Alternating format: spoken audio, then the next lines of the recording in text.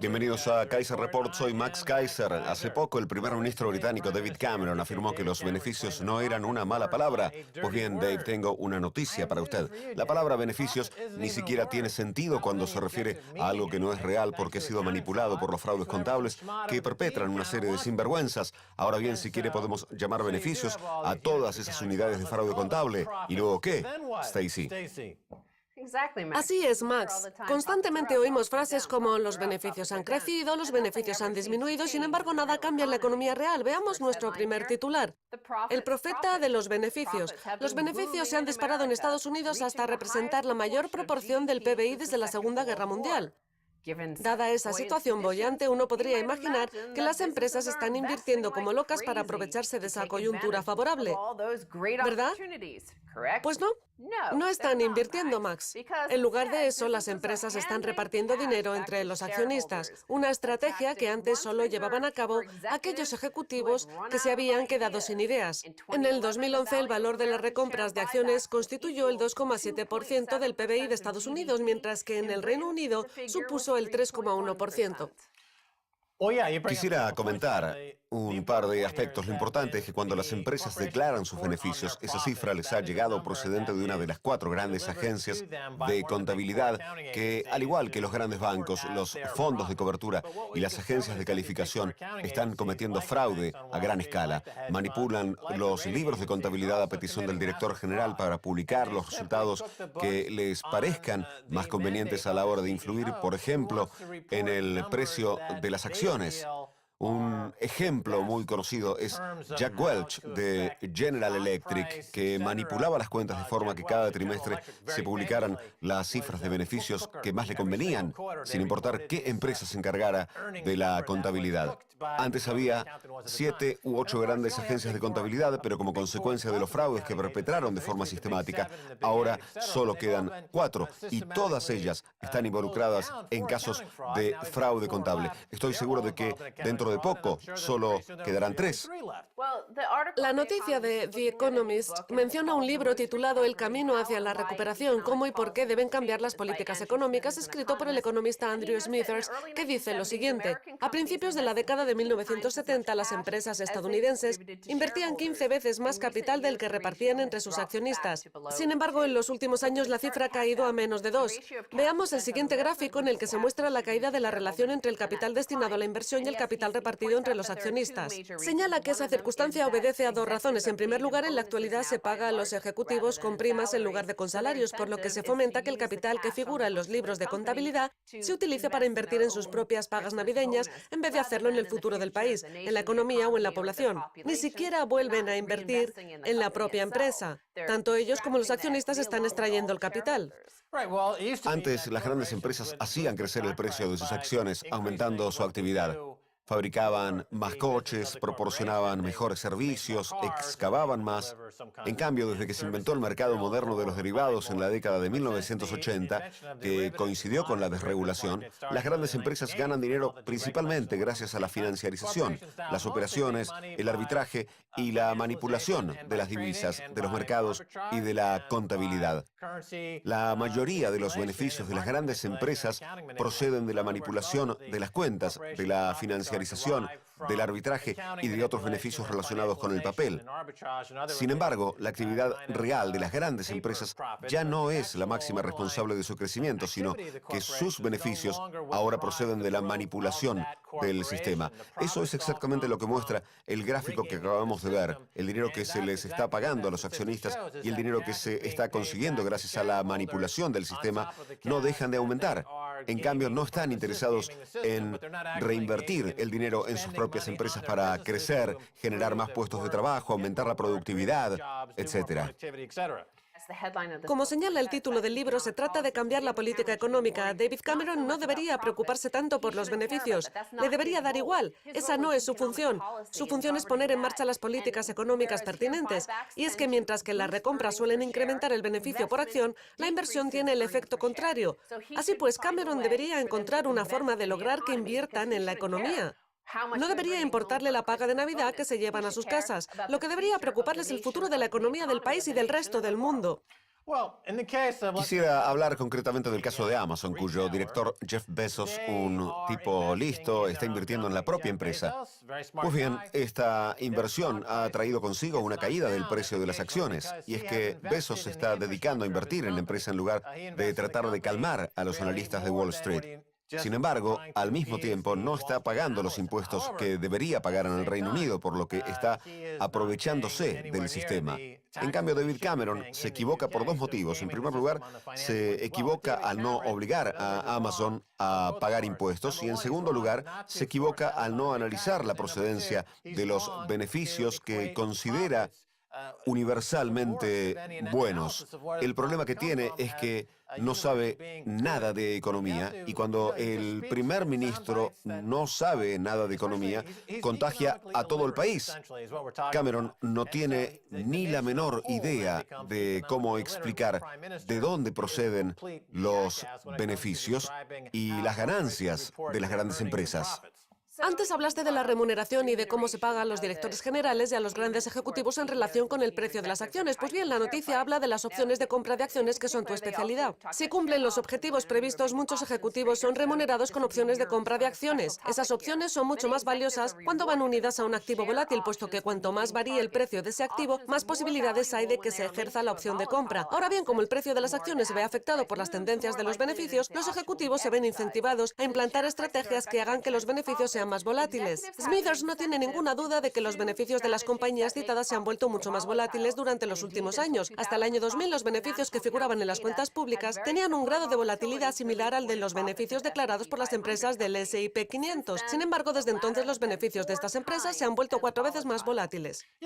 Sí, Microsoft es un gran ejemplo de una empresa que manipula el mercado de las opciones con el objetivo de incrementar sus primas y disimular los errores que figuran en el balance general.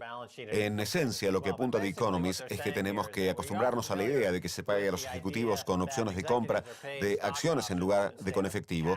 El valor de las opciones aumenta si también lo hace el precio de esas acciones. Y el precio de esas acciones aumenta si una de las 4 grandes agencias de contabilidad manipula la cifra de beneficios del trimestre con el objetivo de hacer subir su precio, que provoca la suba del precio de las opciones y que permite a los ejecutivos ganar más dinero. Lo que estamos diciendo supone una nueva vuelta de tuerca. La volatilidad en el mercado de las opciones afecta su precio. Así pues, si una empresa logra que su agencia de contabilidad declare menos beneficios de los que en realidad se obtuvieron, se hará caer el precio de las acciones, de forma que el precio se establezca a ese nivel.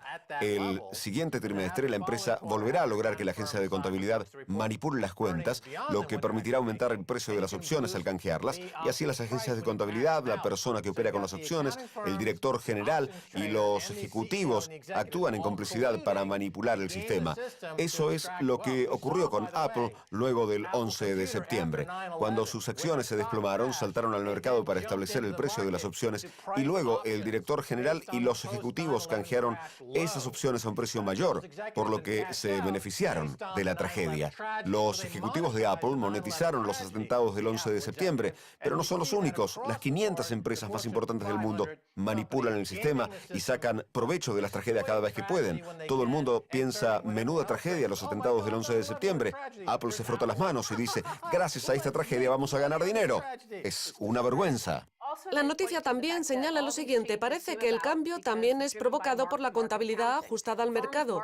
Las empresas ajustan el valor de sus activos al alza en periodos de bonanza y a la baja en periodos de crisis, algo que no ocurre en las cuentas públicas. Según Smithers, eso significa que los beneficios de Estados Unidos están sobrevalorados, especialmente en la actualidad.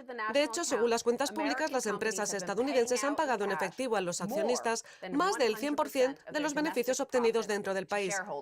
Aquí hay un problema doble. Por un lado, las empresas estadounidenses no se han desapalancado, contrariamente a lo que aseguran los principales medios de comunicación, según los cuales ese desapalancamiento ya se ha producido y la economía se está recuperando.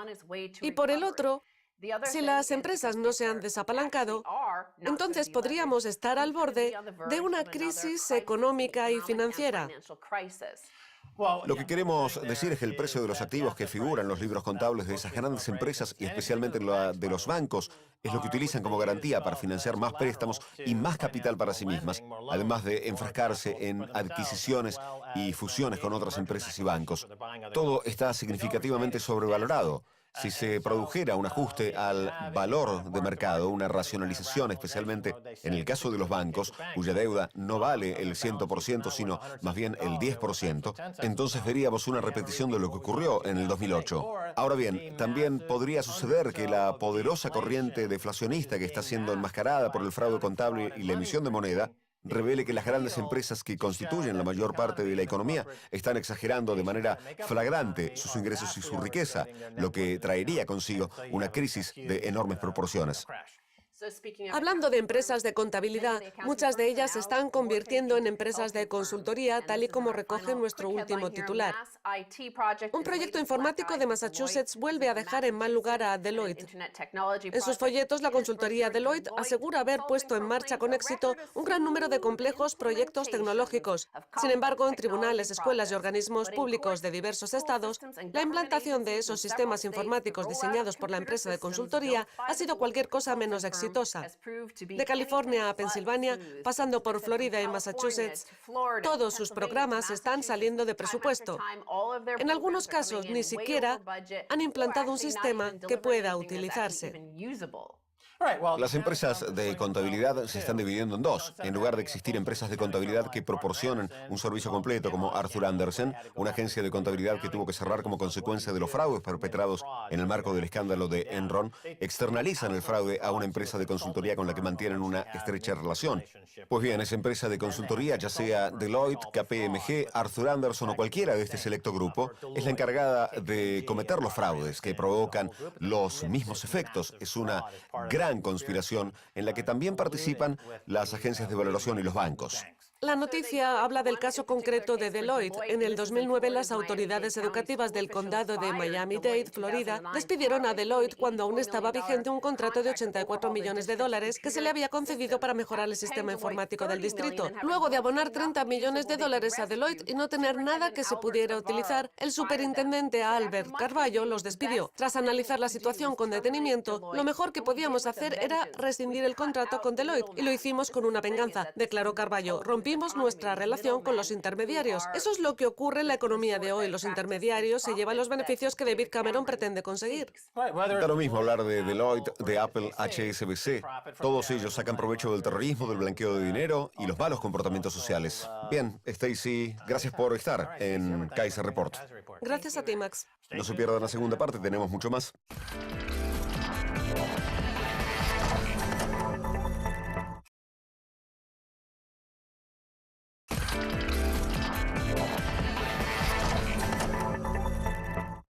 Bienvenidos de nuevo a Kaiser Report, soy Max Kaiser. Es momento de viajar a Chicago para hablar con Francine McKenna de Reedy Auditors. Francine, bienvenida de nuevo a Kaiser Report. Hola, gracias por invitarme. Muy bien, Francine, las 4 grandes empresas de contabilidad están convirtiéndose en las 4 grandes empresas de consultoría. Díganos por qué está ocurriendo y si es importante o no. Está ocurriendo a pesar de que la ley Sarbanes-Oxley se creó precisamente para evitarlo. Si recuerda, la ley Sarbanes-Oxley entró en vigor en el 2002 tras la crisis de Enron y la participación de Arthur Andersen en ella. Su objetivo no era otro que evitar que cualquier empresa auditora trabajara demasiado para sus clientes hasta el punto de dejar de lado su responsabilidad a la hora de realizar las auditorías. Sin embargo, desde entonces nadie ha hecho cumplir esas leyes y restricciones, por lo que las empresas han vuelto al punto en el que empezaron, o incluso aún más allá. Deloitte nunca para, y las otras 3 grandes empresas tuvieron que rediseñarse tras haber vendido sus filiales de consultoría. En la primera parte del programa ya hablamos de Enron y de Arthur Andersen, empresa de contabilidad que se ve implicada en un caso de fraude a gran escala. Se tomaron algunas medidas gracias a la ley Sarbanes-Oxley, pero Deloitte, que ignoró por completo la ley, decidió dividir sus negocios para no tener que respetar los principios contables. También cabe señalar que los operadores que se vieron involucrados en el caso de manipulación de los mercados de Enron empezaron a trabajar para otras empresas empresas como JP Morgan y continuaron haciendo lo mismo, operar de manera fraudulenta con contratos energéticos, y no se hizo nada para poner fin a ese fraude a gran escala que se perpetró en la economía estadounidense. Hablando de estas empresas de contabilidad, en la primera parte del programa dije que el objetivo no era otro que externalizar el fraude a las empresas de consultoría porque el marco legal no es el mismo. ¿Es así? Se encuentran en una especie de vacío legal. Hablé con la Comisión de Valores de Estados Unidos y con la PCOB, la nueva empresa encargada de la auditoría de los organismos públicos. Y les pregunté, ¿quién analiza si la empresa de consultoría tiene algún tipo de conflicto o de restricción relacionado con sus anteriores trabajos de auditoría? Y es que, por ejemplo, Deloitte fue la encargada de revisar las ejecuciones hipotecarias de JP Morgan, cuando por atrás estaba trabajando en asuntos relacionados con Bear Stearns y Washington Mutual, antiguos clientes a quienes habían auditado. Deloitte tuvo la oportunidad de revisar las hipotecas y las transacciones para ver si alguno de sus antiguos clientes había sido engañado. Y a pesar de ello, los accionistas de Bear Stearns y Washington Mutual los demandaron por no haber sido capaces de auditar esas transacciones en su momento. Todo fue una farsa y nadie es consciente de la responsabilidad que tuvo Deloitte como consultora. El único que podía demandarlos era el cliente, pero JP Morgan no lo iba a hacer. En cambio, me alegré al ver que en el Reino Unido, en el caso de MG Rober, se castigó a Deloitte con una multa tan significativa que incluso han decidido apelar. Deloitte era la consultora de MG Rober y antes de que la empresa quebrara, ayudaron a los ejecutivos a llevarse la mayor cantidad de dinero posible y a saquear la empresa a través de diferentes programas de indemnización. Los ejecutivos fueron castigados por ello y lo mismo le ocurrió a Deloitte por mantener conflictos de interés y no cumplir con su obligación pública, que acabó provocando que otros tuvieran que pagar por esos errores. Bien, hablemos de Deloitte y Touche, la mayor de las cuatro, a la que las autoridades estatales y locales concedieron un gran número de contratos para mejorar los sistemas informáticos.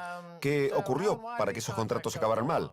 Deloitte fue la única de las cuatro grandes que no vendió su división de consultoría tras la entrada en vigor de la ley Sarbanes-Oxley. Las otras tres vieron lo que se les venía encima y dijeron, a lo mejor no vamos a poder realizar tareas de consultoría con aquellos clientes a los que auditamos. Olvidémonos del tema y centrémonos en las auditorías.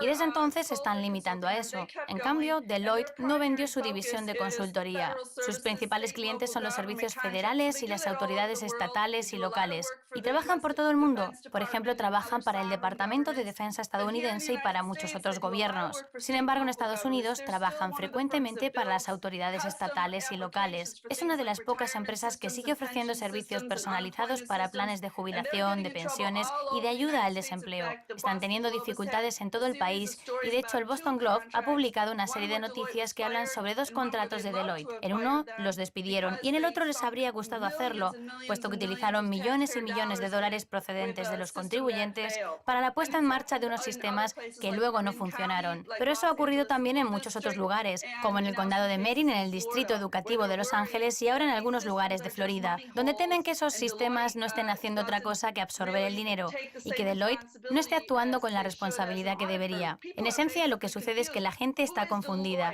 ¿Qué es Deloitte? ¿Es una empresa de auditoría, de consultoría? ¿Una empresa de consultoría que hace un poco de auditoría? ¿Una empresa de auditoría que hace un poco de consultoría? La consultoría está creciendo en todas las empresas a un ritmo de 2 dígitos, mientras que en el resto de las empresas el crecimiento solo es de 1 dígito o incluso no hay crecimiento alguno. Se acaban de retirar 3 demandas contra Deloitte y Touche por sus auditorías en la empresa hipotecaria Taylor Bean y Whitaker, cuyo desplome en el 2009 contribuyó a desencadenar una de las mayores quiebras bancarias durante la crisis financiera. Cuéntenos más. Este caso es muy interesante porque está relacionado con otra quiebra, la del Colonial Bank, que fue demandado por el Organismo Federal de Protección de los Depósitos, el FDIC. Lee Farkas, de Taylor Bean y Whitaker, cometió un fraude que provocó que él y otros ejecutivos acabaran en la cárcel, puesto que estaba permitiendo que el Colonial Bank estafara a su empresa. Pues bien, la empresa auditora, PricewaterhouseCoopers, también fue demandada. Están inmersos en un contencioso legal, pero espero que los acaben juzgando. Yo pensé que se iba a juzgar a Deloitte por este caso. Se suponía que en 2 semanas iba a comenzar el juicio en Miami, pero al final han conseguido que se retire la demanda, quizá a cambio de una gran suma de dinero, pero desde luego no por una cantidad suficiente como para provocar su quiebra. Se han realizado cálculos de cuánto costaría la quiebra de una de las 4 grandes, como le sucedió a Andersen. Y es que Andersen quebró como consecuencia de los cargos penales que presentó el Departamento de Justicia de Estados Unidos. Pero eso no volverá a ocurrir. Saben qué error cometieron y no están dispuestos a volver a caer en él. KPMG fue acusada de cometer fraude en el ámbito del amparo fiscal, pero no se presentaron cargos penales, por lo que la empresa consiguió sobrevivir. Así que eso no volverá a suceder. Lo que sí puede suceder es que una empresa privada o algún país extranjero que no quiera seguir las reglas de Estados Unidos interponga una demanda de enormes proporciones. La demanda interpuesta en el caso de Taylor, Bean y Whitaker fue de $7.000 millones. Se supone que iban a ir a juicio, pero al final se retiró la demanda. Y eso me entristece porque la única forma de que la gente pueda ser consciente de que el mundo de las auditorías se ha convertido en una farsa es que se juzgue uno de esos casos y que las empresas y sus socios abran la boca y digan alguna tontería, porque eso es lo que ocurre cuando van a juicio. Hubo un caso en Australia, el de Centro, en el que PricewaterhouseCoopers fue llevada a juicio. Pues bien, en mitad del juicio, los representantes de la empresa demandante y de su socio empezaron a decir tonterías, como atribuir lo sucedido al bajo nivel de los empleados y acusar al departamento en cuestión en vez de a la empresa por haber firmado. Esa es la razón por la que en Estados Unidos no van a juicio, porque saben que dirán alguna tontería. Saben que se va a oír alguna estupidez y se retirarán los cargos. Por suerte para Deloitte, el acuerdo económico para retirar los cargos no superará los $1.000 millones. Usted habló de la complicidad entre Deloitte y JP Morgan en asuntos de fraude contable. Me gustaría añadir que Deloitte puede permitirse pagar una pequeña multa y luego ejercer presión en el Congreso para que cambien las leyes y así poder cometer los mismos fraudes una y otra vez sin que los atrapen. Es lo que viene sucediendo en Wall Street desde hace décadas. Y lo que la gente no entiende es que eso también está ocurriendo con las 4 grandes empresas de contabilidad a las que se descubrió infringiendo la ley y cometiendo fraudes. Se limitan a pagar una pequeña multa para luego hacer presión y cambiar las leyes de forma que puedan seguir perpetrando esos fraudes sin ser castigados. El director general de Taylor, Bean, fue condenado a 30 años de prisión por encubrir la escasez de fondos alegando la propiedad de miles de préstamos hipotecarios frente a un gran número de inversores. Ahora bien, en el Reino Unido eso es totalmente legal, se llama rehipotecar. ¿Por qué se la han agarrado con este tipo de Taylor Bean cuando en realidad toda la City de Londres se basa en este modelo? En el caso que nos ocupa, la quiebra de Taylor, Bean y Whitaker y la del Colonial Bank fueron asumidas por el FDIC. Ahora bien, cuando se produce una quiebra, siempre se elabora un informe al respecto. Es algo que hemos visto una y otra vez. Otro caso fue el de New Century, cuyas cuentas auditaba KPMG, que estalló a principios de la crisis, en el 2007. Lehman Brothers también podría constituir un buen ejemplo. Pues bien, en todos esos casos se redacta un informe sobre la quiebra en el que se explica con todo lujo de detalles lo que ha ocurrido, incluso con más exactitud de lo que uno puede averiguar en un juicio. Además, en los informes se habla de quién ha sido responsable de la quiebra. Por ejemplo, en el caso de Lehman Brothers, se indicaba que los culpables habían sido los ejecutivos y la empresa de auditoría Ernst & Young. Sin embargo, las autoridades, ya sea la Comisión de Valores de Estados Unidos o el Departamento de Justicia, se niegan a poner fin a las operaciones de esas empresas porque están muy involucradas en la actividad gubernamental. Deloitte audita, entre otros, a la Reserva Federal, a BlackRock y a Blackstone, como parte del esfuerzo que tras la crisis tuvo que hacer el gobierno de Estados Unidos para reactivar la compra de activos a través del programa TARP. Así que necesitan a esas empresas porque trabajan para el gobierno, al igual que para otras empresas privadas, y lo hacen por todo el mundo. Además, parte de esta red se encuentra ubicada en Suiza, donde el gobierno los protege de cualquier acción legal. Quisiera señalar que la razón por la que metieron tras las rejas al director de Taylor Bean fue el hecho de recolocar las mismas garantías. Es lo mismo que hacen HSBC, Barclays, Lloyds y el Royal Bank of Scotland cada día en la City de Londres. Se llama rehipotecar, pero sencillamente es fraude. Bien, ¿cuáles son las últimas noticias de la contabilidad fraudulenta que llevó a cabo JP Morgan en el caso de la ballena de Londres? Un fraude por valor de $11.000 millones. Se trata de una auténtica farsa por parte de la Comisión de Valores de Estados Unidos, que ha querido enfocarlo como si se tratara de una victoria conseguida gracias a la ley Sarbanes-Oxley, cuando en realidad no se aplicó ningún principio de la misma para perseguir a los ejecutivos de forma individual, a la empresa como tal o a cualquier otro elemento implicado. JP Morgan pagó una multa, como en el acuerdo del que se habla ahora, que puede parecernos elevada, pero que no es más que el precio que conlleva hacer negocios. Y seguirán igual. Me da la impresión de que todos los fraudes que cometen las agencias de calificación, los bancos, los dueños de los fondos y los fondos de cobertura tienen un punto en común. Las 4 grandes empresas de contabilidad que se encuentran en el punto neurálgico de esta ola de fraude. ¿Qué opina de ello? Se supone que tienen que ser los que protejan a los accionistas y a los mercados de capital, pero en lugar de eso están jugando a 2 puntas.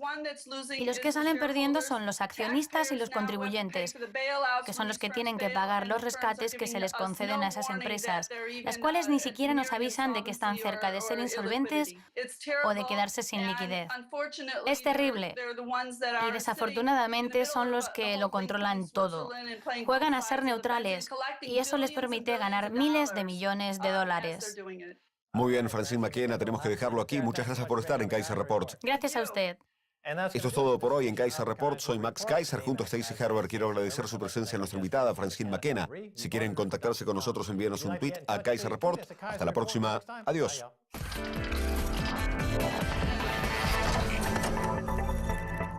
Que las empresas están invirtiendo como locas para aprovecharse de esa coyuntura favorable, ¿verdad? Pues no, no están invirtiendo, Max. En lugar de eso, las empresas están repartiendo dinero entre los accionistas, una estrategia que antes solo llevaban a cabo aquellos ejecutivos que se habían quedado sin ideas. En el 2011, el valor de las recompras de acciones constituyó el 2,7% del PBI de Estados Unidos, mientras que en el Reino Unido supuso el 3,1%. Quisiera comentar un par de aspectos. Lo importante es que cuando las empresas declaran sus beneficios, esa cifra les ha llegado procedente de una de las 4 grandes agencias de contabilidad que, al igual que los grandes bancos, los fondos de cobertura y las agencias de calificación, están cometiendo fraude a gran escala. Manipulan los libros de contabilidad a petición del director general para publicar los resultados que les parezcan más convenientes a la hora de influir, por ejemplo, en el precio de las acciones.